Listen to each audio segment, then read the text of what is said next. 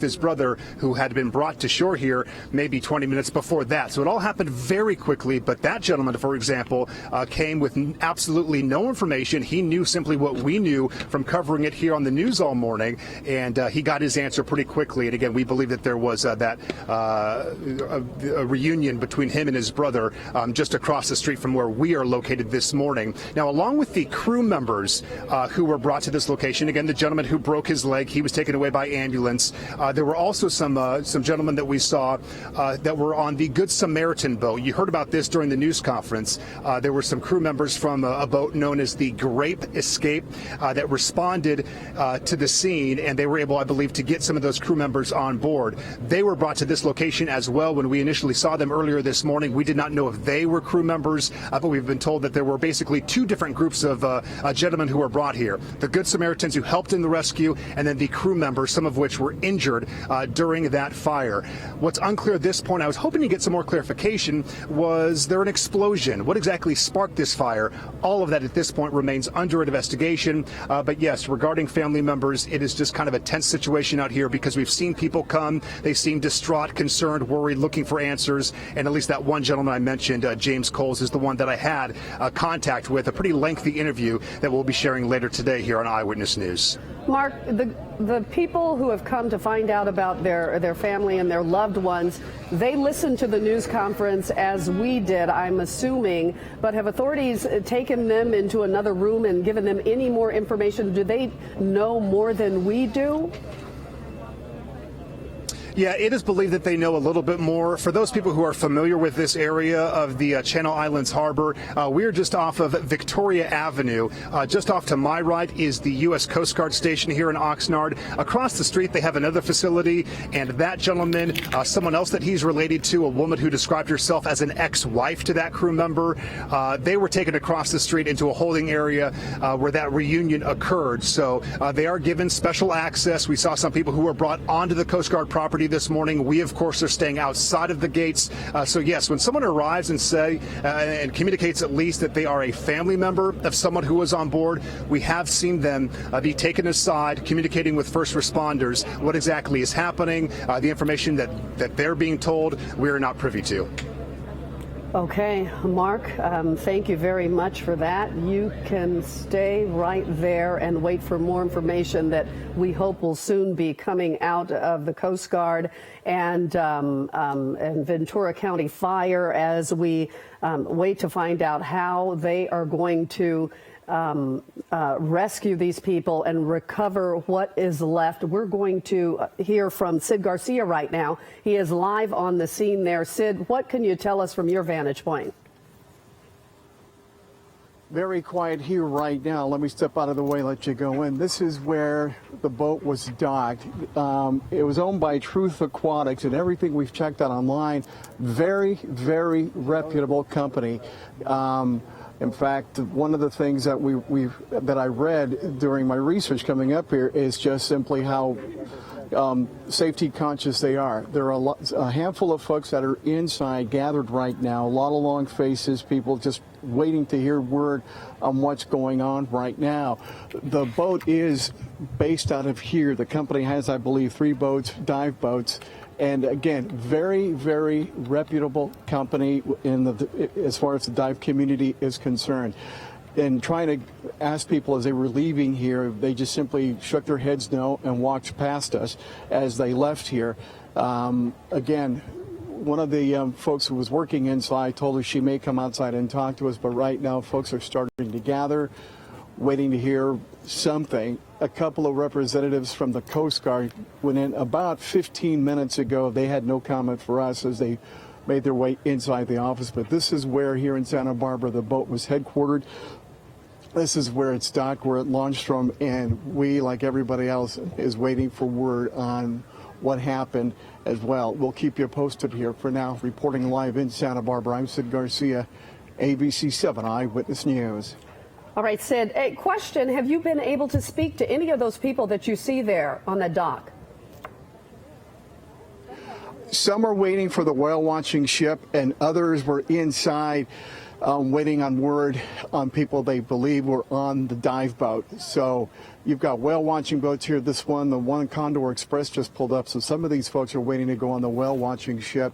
Those who are awaiting word on the dive boat have been inside for about the past 5 to 10 minutes. But the folks you're seeing out here, I believe these are all getting ready to board the whale watching vessel you see to the right of your screen. Okay, Sid, thank you very much for that. And again, if you are just joining us, we are watching this very closely. Breaking news off the Channel Islands. The U.S. Coast Guard has launched several assets from its Los Angeles base. They are attempting to rescue people that were aboard a 75-foot commercial diving boat, and it burned and it sank. A part of the boat is still jutting out from the water. This is near Santa Cruz Island.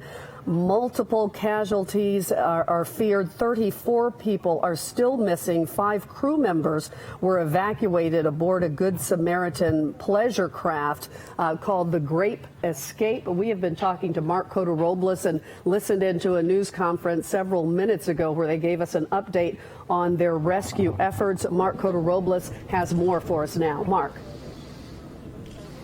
Yeah, Leslie, unfortunately, you talk about rescue and recovery.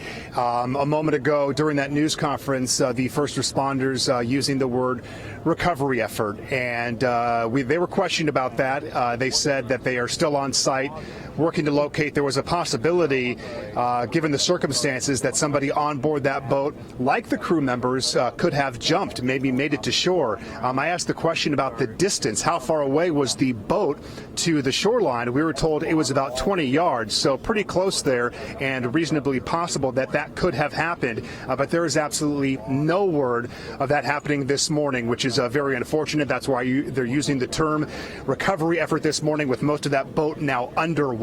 Some 34 people unaccounted for that were on this diving trip again from Santa Barbara County. The Conception, the name of this 75-foot boat. Perhaps the biggest question that remains unclear this morning is what caused it to catch fire. That very first distress call during the 3 a.m. hour was that this boat was already engulfed. Some of the images that we saw, courtesy of Ventura County and Santa Barbara County Fire, when they arrived on scene, this boat was really just coming apart. The upper deck was really obliterated by the fire. Just the bottom hull kind of remained in a frame of the boat, and then so much of it sinking well after the 7 a.m. hour. So just so many questions, and as we have seen with other disasters like this, it just takes a lot of time before we get those clear answers as to what caused this and where we go next. We'll send it back to you for now. Okay, Mark, thank you very much for that. Sid, thank you very much for your reporting as well. Again, an urgent rescue and recovery effort going on right now. We will continue to stay on top of this. We will have much more on Eyewitness News at 11 o'clock this morning. We now return you to programming.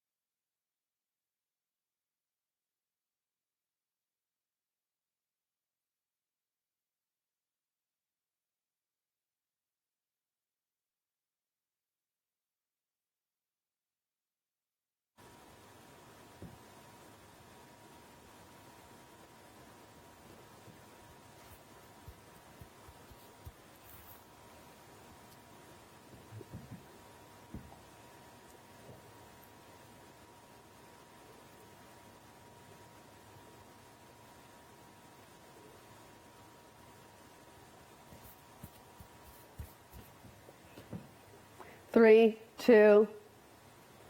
Tracking your commute as you head back to work after the holiday weekend tomorrow starting at 4 a.m. Will you be ready when disaster strikes? What local agencies are doing this month to help you get prepared for emergencies?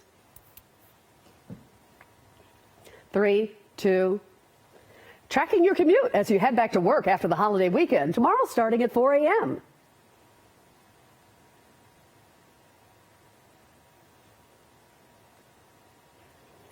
Three, two,